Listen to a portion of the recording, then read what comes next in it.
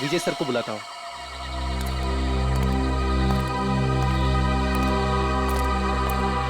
Hello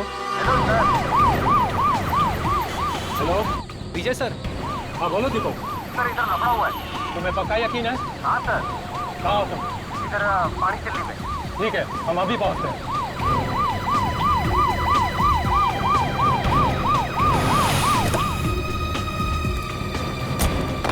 sir. कहाँ है गाड़ी? सर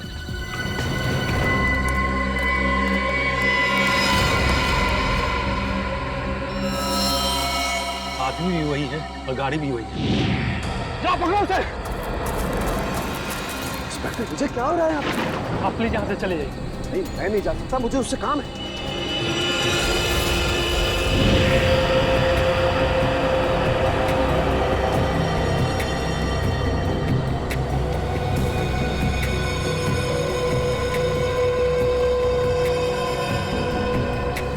अब क्या करें सर? सीआईडी को फोन करना पड़ेगा।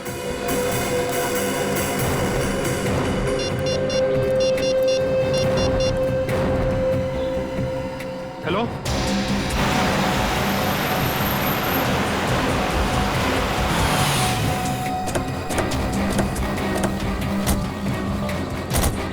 Hello sir. संगत का है? सर गाड़ी के अंदर।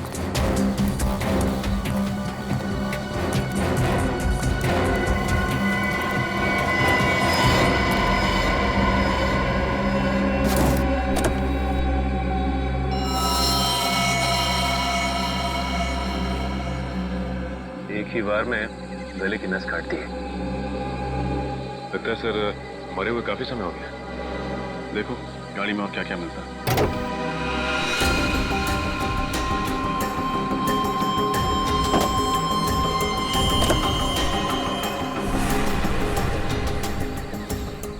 सर यहाँ ये और गाड़ी की पिछली सीट पे खून के धब्बे।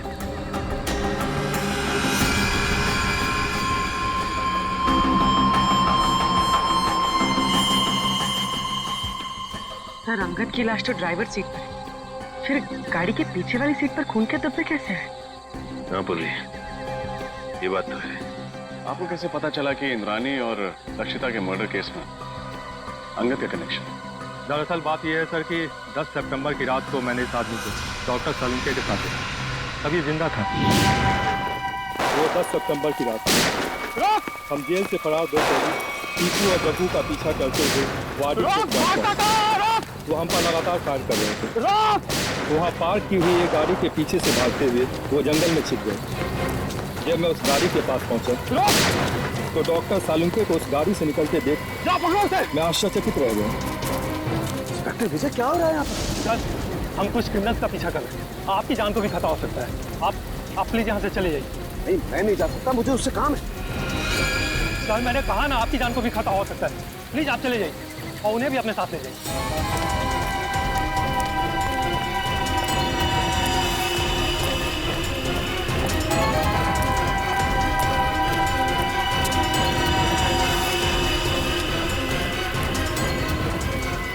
10 सितंबर को आपने डॉक्टर सालुंके को अंगद के साथ देखा था। 10 सितंबर को तो इंद्राणी और लक्षिता का खून हुआ था। सर हमने उनसे कहा था कि वो दोनों वहां से चले जाएं।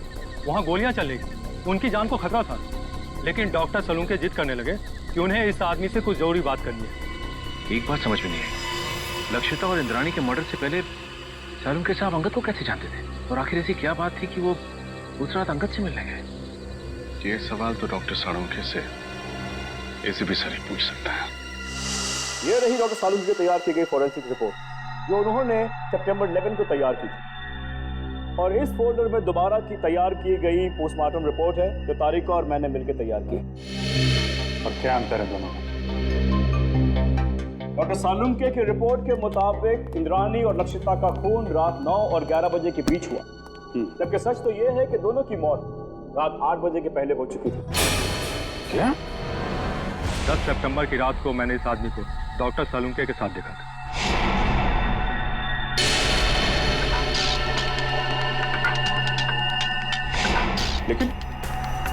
लेकिन डॉक्टर सालुंके ऐसी गलती कैसे कर सकते हैं? मुझे भी हैरानी हो रही है अभी। और तो और लाश के ऊपर जो बुलेट वुंड्स थे उसकी फाइल भी उन्होंने गलत लिखी थी। असली घाव तो उससे काफी छोटे थे। नहीं नहीं नहीं, सालून के साहब ऐसी गलती कर ही नहीं सकते। कहीं ऐसा तो नहीं कि आप लोगों के हाथों से कोई गलती हुई हो? इसकी कोई गुंजाइश नहीं, हमने रीचेक किया था। एक बार पोस्टमार्टम हो चुका है, क्या दूसरी बार किया हुआ पोस्टमार्टम रिपोर्ट सही होता है? यू आर राइट ऑफिसर, 24 घंटों के अंदर अंदर की गई पोस्टमार्टम रिपोर्ट सबसे एक्यूरेट होती है, क्योंकि उसके बाद बॉडी के ऑर्गन सड़ना शुरू हो जाते हैं। इसीलिए प्रिजर्व की गई लाशों पर ब्लड कल्चर्स और टॉक्सिकोलॉजी रिपोर्ट करना बहुत मुश्किल होता है। पर तो लक्षिता और इंद्राणी को मरे हुए तो 5 दिन हो गए। You are right officer, doctor Tarika ने घाव के वीडियोज और फोटोज तब लिए थे जब घाव ताजे थे। इससे दोबारा ऑटोप्सी करने में हमें बहुत हेल्प मिली। डॉक्टर तारिका, आपने ये सब मैंने इसलिए किया अभिजीत, मुझे डॉक्टर तालुके पर शक हो रहा था, वो पोस्टमार्टम ठीक से नहीं कर रहे। सॉरी। नहीं, तुम्हें परेशान होने की जरूरत नहीं है तारिका, तुम सिर्फ अपनी ड्यूटी कर रही थी, डॉक्टर साळुंखे के साथ गद्दारी नहीं। और क्या जो डॉक्टर साळुंखे ने अपनी रिपोर्ट में नहीं लिखा है या गलत लिखा है डॉक्टर समीर? एक बहुत जरूरी बात, आइए मेरे साथ। डॉक्टर साळुंखे की रिपोर्ट के मुताबिक लक्षिता पर करीब करीब 10 फीट की दूरी से गोली चलाई गई थी और इंद्राणी पर करीब 8 फीट की दूरी से। हाँ सर, जहाँ से खूनियों ने गोली चलाई थी वहाँ से 8 से 10 फीट का डिफरेंस था। लेकिन घाव के टिश्यू कल्चर से हमें ये पता चला कि खूनी ने लगभग 20 से 25 फीट की दूरी से गोली चलाई थी और खून पिस्टल से नहीं बल्कि स्नाइपर राइफल से हुआ था। स्नाइपर राइफल से? सर, कोई घर में स्नाइपर राइफल यूज क्यों करेगा? और वैसे भी विशाल, शौनक और राहुल ने कहा था कि उन्होंने पिस्टल इस्तेमाल की थी और सर्चिंग के टाइम हमें कोई राइफल मिली भी नहीं थी। और डॉक्टर तारिका, फार्म हाउस से हमें ये 9mm बुलेट्स मिले, किसी राइफल के बुलेट्स नहीं। यही बात तो हम साबित करना चाहते हैं रजत, कि खूनी ने पिस्टल से नहीं बल्कि राइफल की हाई स्पीड बुलेट से खून किया था। और जब वो गोलियां लक्षिता और इंद्राणी के शरीर से बाहर निकल गई तब खूनियों ने वो गोली कहीं छिपा दी हो। ये बात मैं आप सबको डेमोन्स्ट्रेट करके एक्सप्लेन कर सकता हूँ। ये स्कल ए है, इस पर हमने ठीक उसी साइज का छेद किया है जो लक्षिता के सर पे, और स्कल बी और स्कल सी बिल्कुल सही सलामत है। मैं अभी आप लोगों के सामने स्कल बी पर .22 पिस्टल से 10 फीट की दूरी से फायर करूंगा और स्कल सी पर स्नाइपर राइफल से तकरीबन 20 फीट की दूरी से फायर करूंगा। तो जाहिर सी बात है कि दोनों बुलेट से अलग अलग किस्म के घाव होंगे। तो जो घाव लक्षिता के सर के घाव से यानी स्कल ए के घाव से मैच करेगा वो घाव मर्डर वेपन से किया गया होगा। राइट। गुड।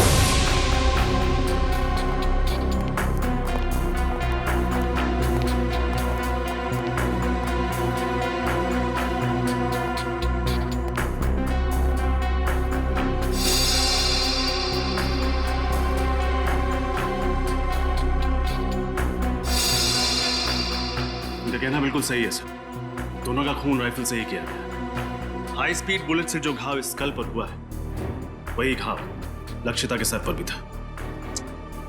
विश्वास नहीं हो रहा है साळुंखे साहब ने इतना बड़ा झूठ बोला हमसे। विशाल, शौनक और राहुल को लेकर आओ, उन्हें फार्म हाउस लेके चलते हैं, देखते हैं एग्जैक्टली वहां पे क्या हुआ था।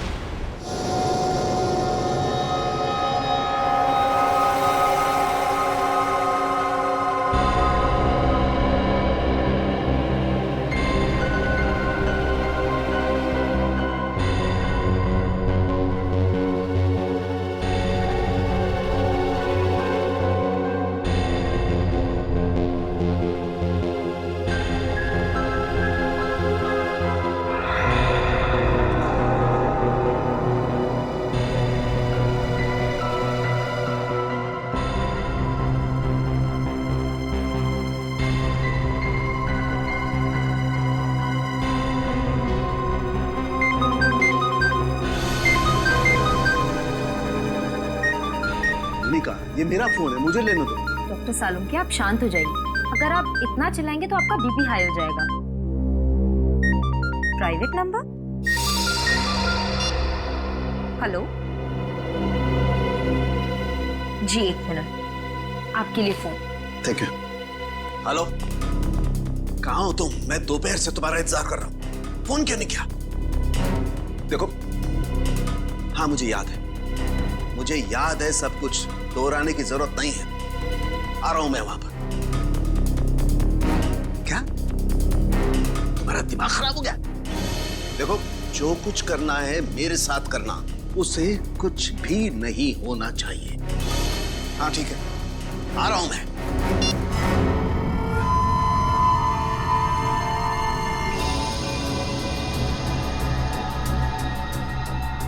तो लक्षिता और इंद्राणी यहां सोफे पे बैठे हुए थे। अब ठीक से याद करके बताओ कि 10 सितंबर की रात को यहाँ पे क्या हुआ था? क्या किया था तुम लोगों ने? सर, उस रात करीब 9-9:15 बजे होंगे सर। हम लोग पिस्तौल लेके जैसे ही फार्म हाउस के बाहर पहुंचे, यहाँ कोई वॉचमैन नहीं था। सर, हमने तय किया था कि हम पहले दोनों को शांति से समझाएंगे, अगर वो नहीं मानेंगी तो फिर उन पर गोली चलाएंगे। तो फिर तुमने उन्हें समझाने की कोशिश की? नहीं सर, जैसे ही हम लोग यहाँ पर पहुंचे, यहाँ पे बहुत अंधेरा था, सिर्फ टीवी की आवाज़ सुनाई दे रही थी। इससे पहले कि हम लोग कुछ करते, उन लोगों ने हम पे गोलियां चलानी शुरू कर दी। और उसके बाद तुम लोगों ने भी गोलियां चलानी शुरू कर दी? हाँ सर, क्या करते, उन्होंने शौनक को एक गोली मार दी थी। बस मेरी जान जाते जाते बची है सर, ये देखिए।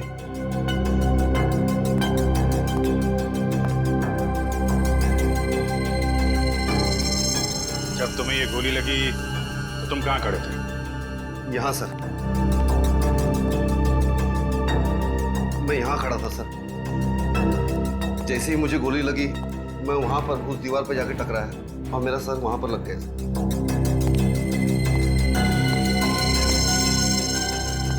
यहाँ पे गोली लगी तो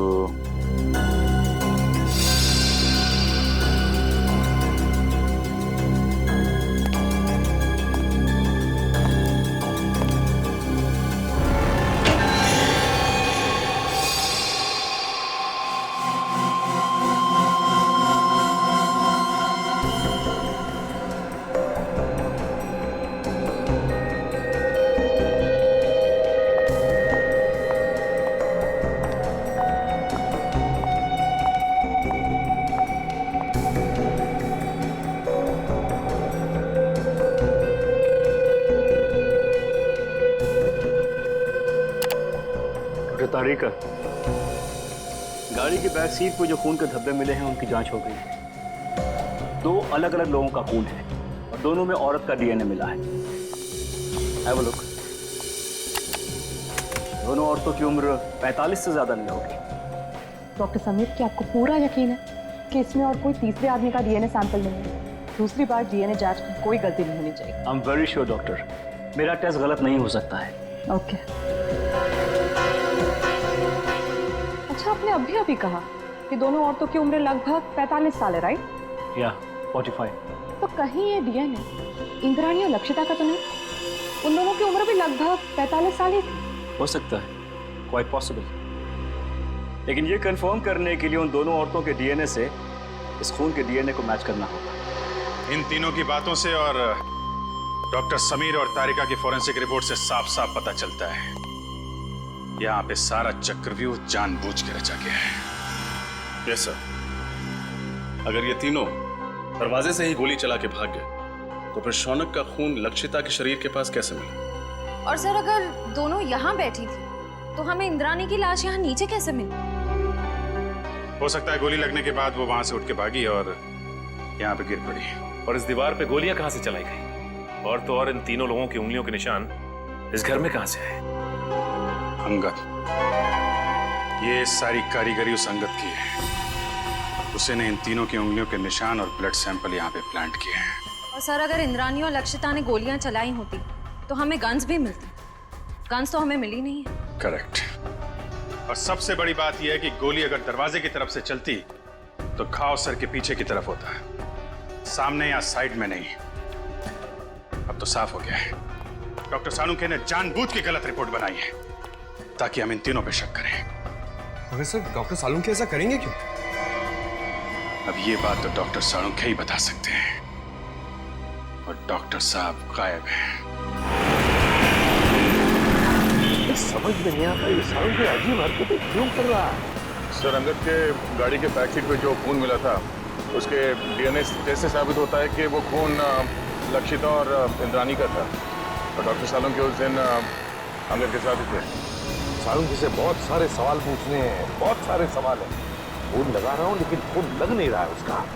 सर डॉक्टर सालुंखे तो अपना फोन 24 घंटे ऑन रखते हैं और उनकी आदत है कि वो तुरंत फोन रिसीव करते हैं।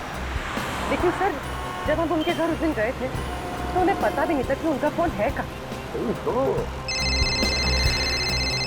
हेलो, पता लग गया अंगद और सालुंखे साहब ने सबसे ज्यादा फोन किस नंबर पे किए थे?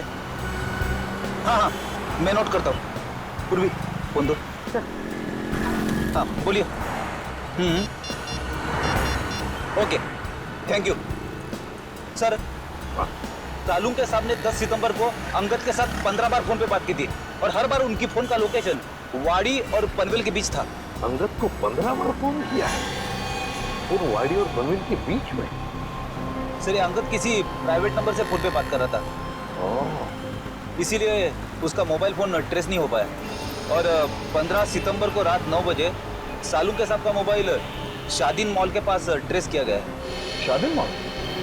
सर, डॉक्टर तारिका से मिलने के बाद अभिजीत और मैं वहाँ डिनर के लिए गए थे, और इसी मॉल के पार्किंग लॉट में सर मुझे गाड़ी के विंडशील्ड पे चॉकलेट के पेपर पे लिखा हुआ वो सुराग मिला था,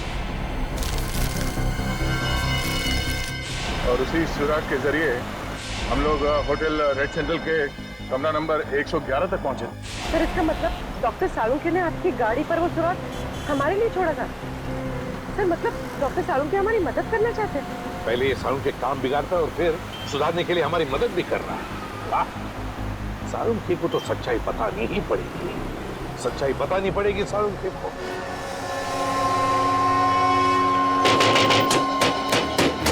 सालुंखे! सालुंखे! डॉक्टर साहब!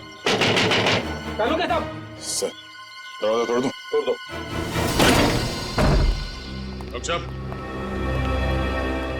सालुंखे! सालुंखे! देखो उसे, देखो।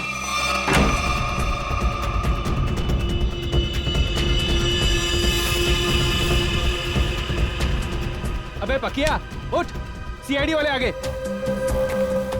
सालुंखे! डॉक्टर साहब! डॉक्टर साहब!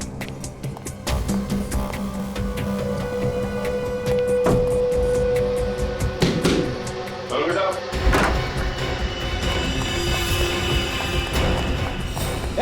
रुक जा! Salunkhe sir, Salunkhe sir.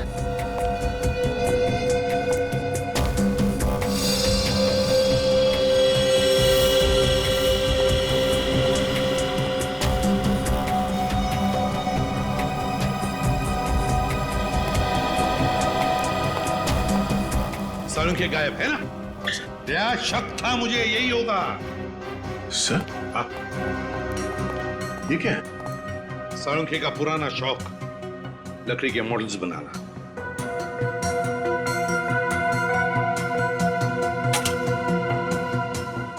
Doctor साहब का मोबाइल सर है? मोबाइल छोड़कर गया वो? ऑफ है।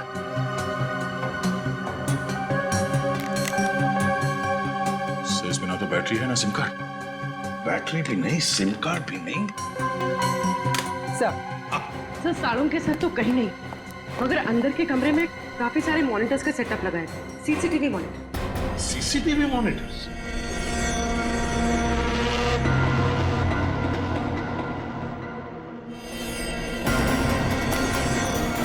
रुक जाओ, वरना गोली मार दूंगा।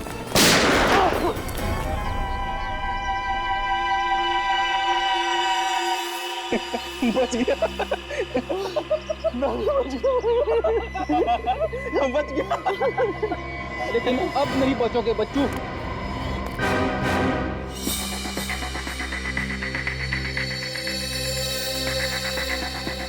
सर, हाँ।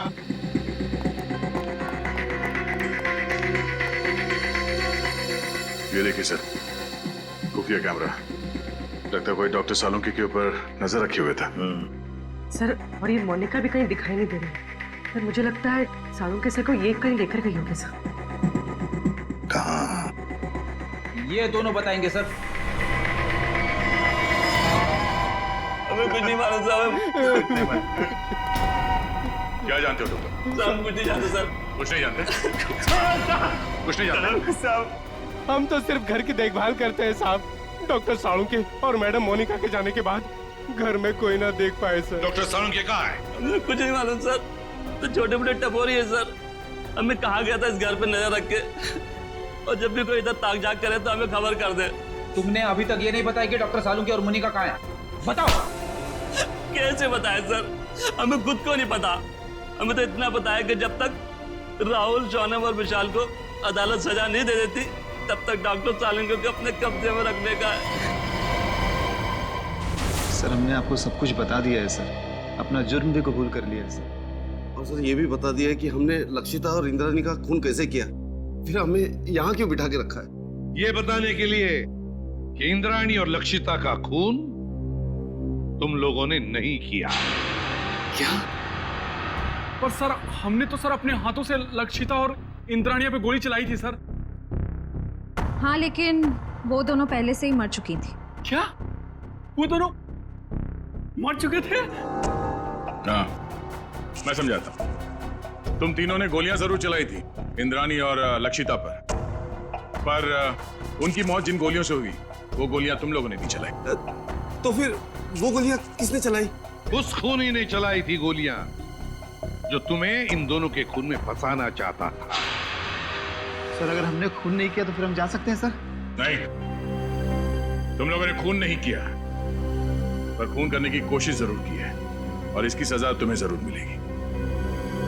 देखो, अगर तुम तीनों लंबी सजा से बचना चाहते हो तो तुम तीनों को हमारी मदद करनी होगी, ताकि असली गुनहगार पकड़ा जा सके। करेंगे सर, आप जो कहेंगे करेंगे।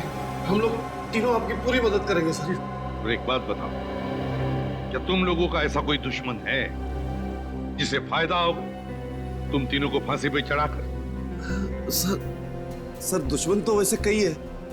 हम लोग जिस धंधे में काम करते हैं वहां पर सर दोस्त कम दुश्मन ज्यादा होते हैं। किस किस का नाम ले सर?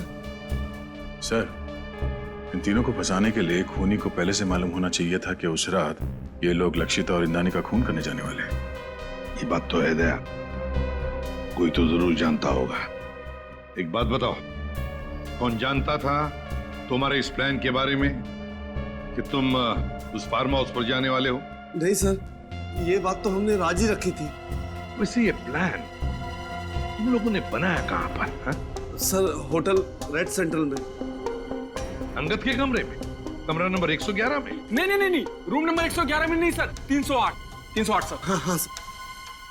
Room number 308? तो क्या कोई अजनबी आया था तुम्हारे कमरे में 308 में जब तुम लोग बातचीत कर रहे थे? विशाल, तुझे याद है जब हम लोग उस कमरे में बात कर रहे थे तो वहाँ एक वेटर आया था इंटरकॉम का फोन रिपेयर करने के लिए, और उसने गलती से टेबल पे रखा हुआ खाना गिरा दिया। अरे गलती से नहीं भाई, जानबूझकर गिराया था उसने खाना। और वो उस कमरे के अंदर कपड़ा ढूंढ रहा था खाना पोंछने के लिए, ताकि वो टाइम पास कर सके और हमारी बातचीत सुन सके। लेकिन सर, हमने उसके सामने तो कोई ऐसी बातचीत की ही नहीं थी। सचिन, ले जाओ इन तीनों को। चलो।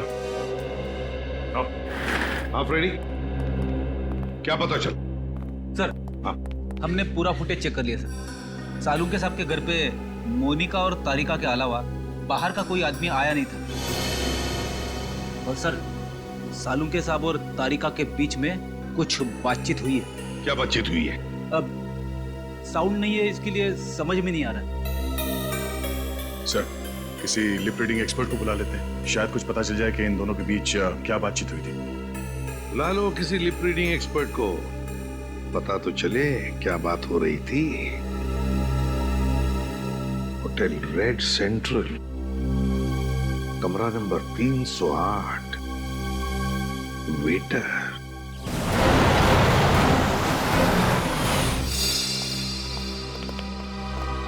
हेलो सर, आप लोग फिर से यहाँ? हमें कमरा नंबर 308 दिखाओ। जहाँ पे शौनक, विशाल और राहुल ठहरे थे सितंबर 10 को। क्यों, क्या हुआ? क्यों क्या बात नहीं, पहले चाबी दो और उस वेटर अमित को बुला।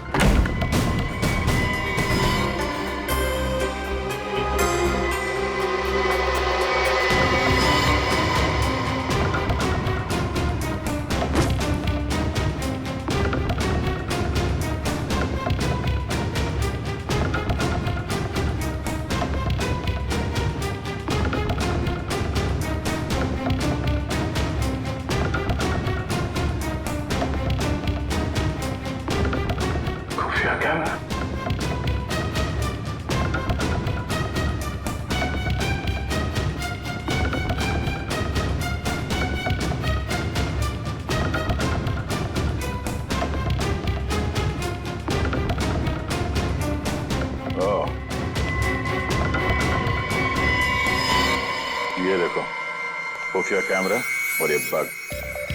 इन चीजों के जरिए खूनी शौनक और उसके साथियों का प्लान सुन रहा था। सर, अमित आ गया। आइए अमित जी, आइए। हाँ, बैठ इधर। तूने लगा था ना ये कैमरा और ये बग इस कमरे में, हाँ? ताकि तुम विशाल, शौनक और राहुल की बातें सुन सको। क्यों? नहीं सर, मैंने कोई बग नहीं लगाया सर, मैंने कोई बग नहीं लगाया सर। देख, सच बोल, वो बग हमें मिल चुका है, समझा? बात यहीं पे बताएगा या कहीं और ले चले तुझे? हाँ सर, हाँ, मैं नहीं लगाया था बग सर, मगर मैंने ये अंकल साहब के कहने पे ही किया था साहब, और उन्होंने मुझे 50,000 के बदले में 2 काम करने को कहा था साहब। कौन से 2 काम? सर, एक काम तो किसी बहाने इसी कमरे में बग और कैमरा लगाने को कहा था साहब। और दूसरा काम? दूसरा काम लक्षिता और इंद्राणी मैडम को इस होटल के बाहर किसी इलाके में छोड़ने को कहा था साहब। कब की बात है ये 10 सितंबर शाम को 6:45 बजे के आसपास का टाइम था सर। 10 सितंबर। चल, हमें वो जगह दिखा जहाँ पे तुमने लक्षिता और इंद्राणी को छोड़ा था। चल चल।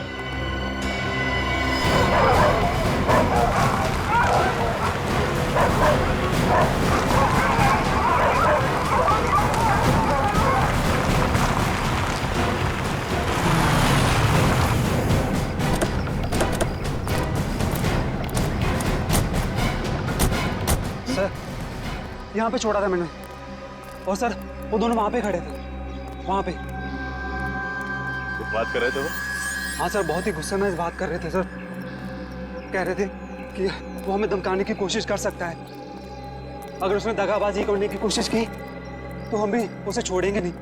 लेकिन सर उसके बाद मैं होटल में चला गया, उसके बाद क्या कुछ हुआ मेरे को सर पता नहीं।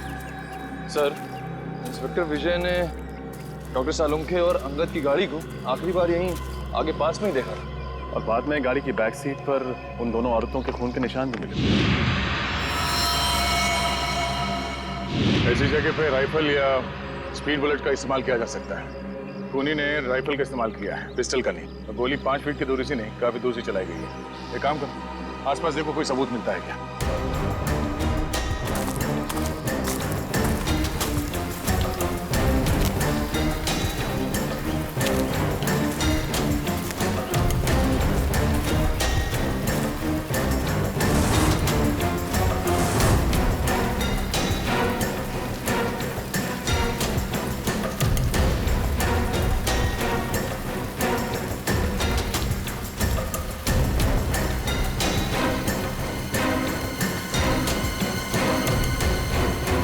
तो गोली और इस पे खून भी लगा हुआ है। 2 गोली एक ही जगह पे कैसे? मतलब जो भी हुआ यहीं आसपास कहीं हुआ है। सर, निकल। सर, इस झाड़ी में ये सैंडल मिला है सर, इस पे खून लगा हुआ है, लेकिन सर खून सूखा हुआ है सर। खून लगा? हाँ सर।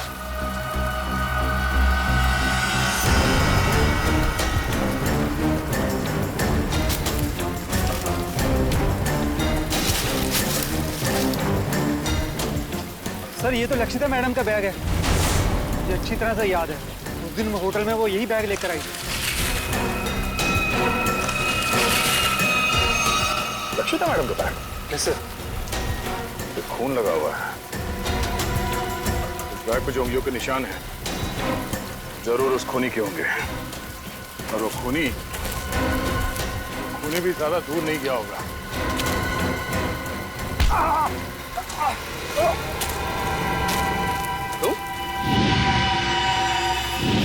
मतलब लक्षिता के फार्म हाउस के रखवाले हैं? तुम यहाँ क्या कर रहे हो? साहब मुझे माफ कर दो साहब, मैंने कोई खून नहीं किया साहब, मुझे तो आपके ऊपर नजर रखने के लिए कहा गया था साहब। सच बता, तूने झूठी गवाही क्यों दी? हमें पता चल चुका है कि तूने फार्म हाउस में कोई खून होते हुए देखा ही नहीं, क्योंकि तुम्हारी लक्षिता मैडम और इंद्राणी मैडम, उन दोनों की मौत 7:30 बजे हुई और यहाँ पे। साहब मुझे छोड़ दो साहब, मुझे अंगद साहब ने बोला था ऐसा करने के लिए साहब। अंगद मर चुका है। मुझे कोई दूसरा आदमी फोन करके काम करने के लिए कहता था साहब। कौन है वो आदमी? मुझे नहीं पता साहब, कौन है वो आदमी? वो कभी सामने नहीं आया साहब, वो हमेशा मुझे फोन पे बोलता था सर। मगर अब उसे सामने आना ही होगा। चल चल। मिस्टर मयंक, इस सीसीटीवी फुटेज को गौर से देखिए और हमें बताइए कि ये लोग क्या बोल रहे हैं। इसमें कोई साउंड सुनाई नहीं दे रहा है। यही तो मेरा काम है ऑफिसर। मैं उनकी होठों की मूवमेंट से पता लगाऊंगा कि वो क्या बोल रहे थे।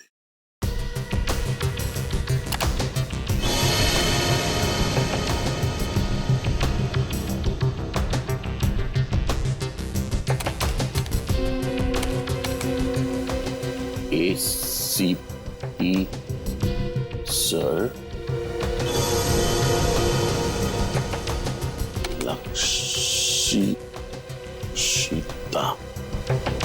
लक्षिता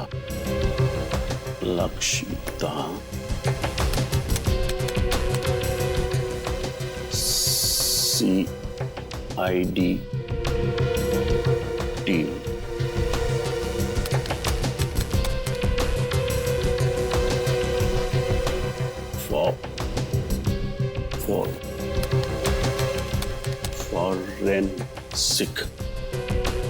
फॉरेंसिक।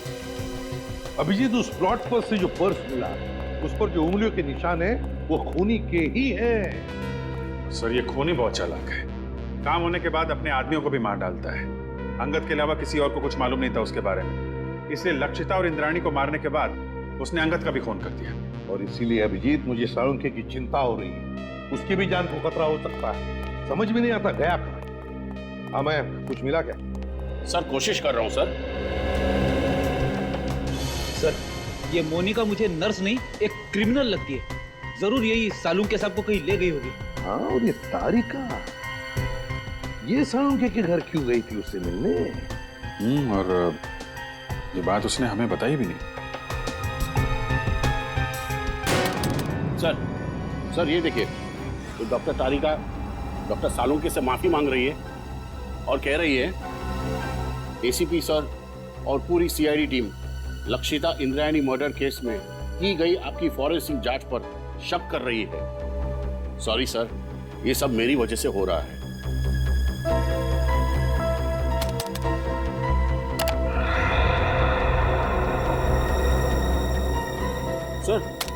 सर ये भी देखिए, डॉक्टर साळुंखे किसी के साथ फोन पर गुस्से में बात कर रहे हैं और कह रहे हैं जो करना है मेरे साथ करो, उस लड़की को कुछ नहीं होना चाहिए, मैं आ रहा हूं। उस लड़की को जाने दो। है कौन ये लड़की अभिजीत, जिसे साळुंखे बचाने की कोशिश कर रहा और फिर खुद गायब हो गया? कहां गायब हो गया ये साळुंखे? ये सारा चक्कर क्या है?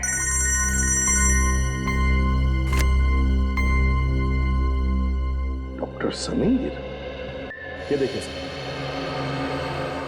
ये तो हाई स्पीड बुलेट है। यस सर, और ये .22 कैलिबर की राइफल से फायर की गई थी।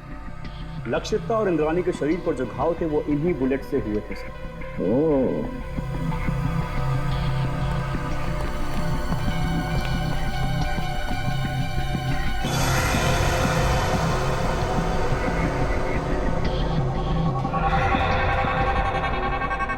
डॉक्टर समीर।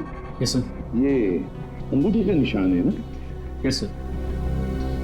ये ऐसे धुंधले क्यों है ये निशान? ये ठीक से नहीं? नो सर, ये धुंधला नहीं, ये निशान ऐसे ही है। I explain. ये देखिए सर, खून से सनी हुई बाकी उंगलियों के निशान हैं इस बैग पर, लेकिन अंगूठे का निशान नहीं है सर।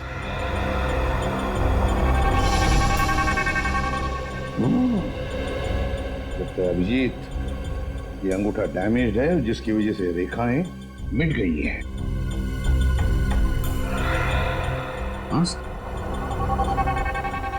सर लगता है ऐसा हाथ मैंने कहीं देखा है।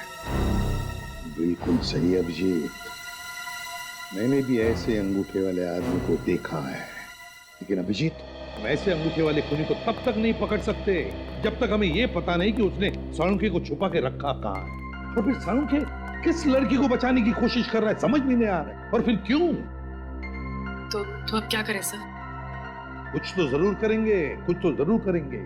साळुंखे को तो ढूंढना ही है।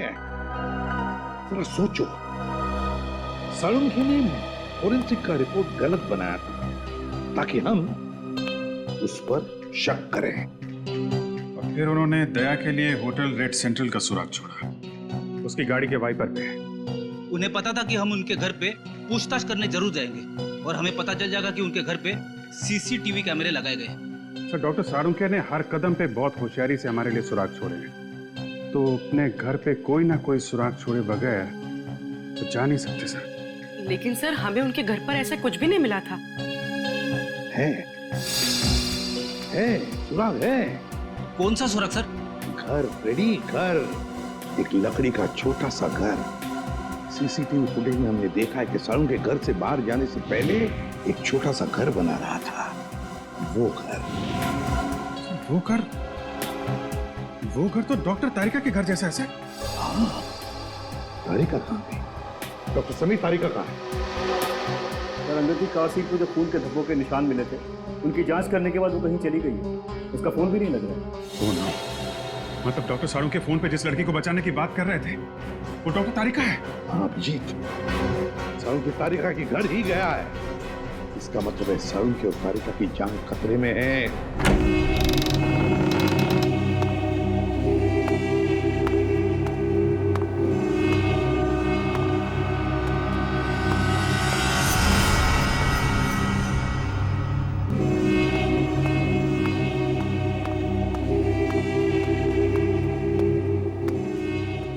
आज तुम दोनों की मौत होगी। आज ये सारा किस्सा ही खत्म होगा। नहीं नहीं नहीं नहीं नहीं डॉक्टर तारिका, ऐसे रोते नहीं। अरे अपने बॉस को देखो, कैसे बैठे हुए, निडर, शांत। बहुत होशियार समझते हो अपने आप को ना, जरूरत से ज्यादा चालाक और चतुर। ऐसे चालाक फॉरेंसिक एक्सपर्ट की मौत भी एक एक्सपर्ट के हाथों होनी चाहिए। वो होगी।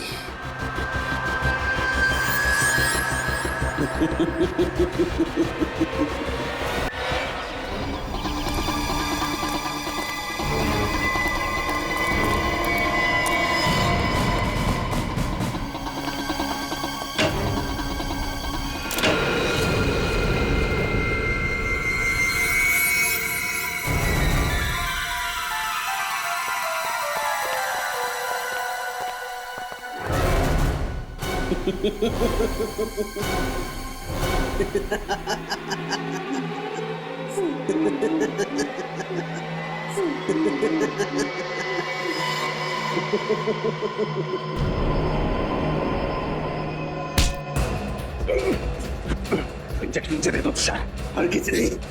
सीआईडी मुझे जिंदा कभी नहीं पकड़ सकती है।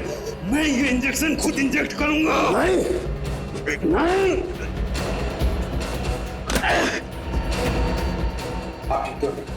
तुम ठीक हो डॉक्टर तारिका?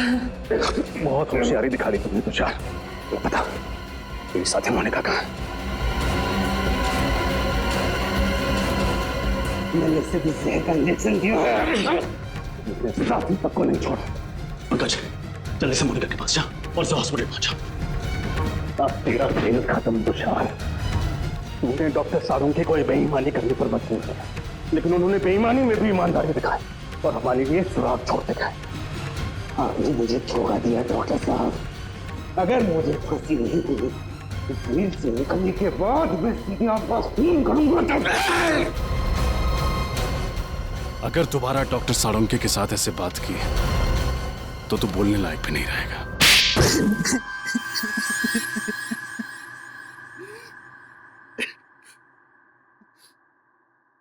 कितनी मेहनत से मैंने ये पूरा प्लान तैयार किया था, एक तीर में 5 शिकार। लक्षिता, इंद्राणी, राहुल, विशाल, शौनक, सबको एक साथ अपने रास्ते से हटाने का प्लान बनाया था मैंने। इंद्राणी और लक्षिता को तुमने क्यों मारा? क्योंकि मैं इनकी पूरी जमीन हड़पना चाहता था, इसलिए मेरे लिए इनका मरना बहुत जरूरी था। मैंने इन्हें इस तरीके से मारा कि इनके खून के इल्जाम में ये तीनों फंस जाएं और इन्हें फांसी की सजा हो जाए, क्योंकि इन तीनों ने लक्षिता और इंद्राणी को जान से मारने की धमकी दी थी। इसलिए सबको यही लगता कि खून इन तीनों ने किए। लेकिन इस सब में डॉक्टर साळुंखे को क्यों फंसाया तुमने? क्योंकि सीआईडी डॉक्टर साळुंखे पर बहुत भरोसा करती है। उनकी फॉरेंसिक रिपोर्ट के आधार पर केस की तहकीकात आगे बढ़ाती है। यहाँ तक कि अदालत में फॉरेंसिक रिपोर्ट को बहुत महत्व दिया जाता है। इसलिए मैंने डॉक्टर साळुंखे को गलत फॉरेंसिक रिपोर्ट बनाने के लिए मजबूर किया। तुम्हारा दिमाग खराब है? तुमने पूरी की पूरी सीआईडी टीम के पीछे अपने स्नाइपर लगा रखे? वो भी बहुत अच्छे स्नाइपर। इनका निशाना कभी चूकता नहीं है डॉक्टर साहब। इसलिए मेरे कहे अनुसार अगर आपने इस मर्डर केस में इस फॉरेंसिक रिपोर्ट में बदलाव नहीं किया ना तो क्या? तो मैं आपकी पूरी सीआईडी टीम को एक साथ एक समय मरवा डालूंगा। मेरी मदद करेंगे ना? देखो तुम, आप मेरी मदद करेंगे। अगर आपने एक भी सीआईडी ऑफिसर को इन्फॉर्म करने की कोशिश की ना तो मैं पूरी की पूरी सीआईडी टीम को खत्म कर दूंगा। जरा सोचिए डॉक्टर साहब, 16 साल पुराने आपके दोस्त और सीआईडी टीम, इन सब की मौत के जिम्मेदार आप होंगे। आप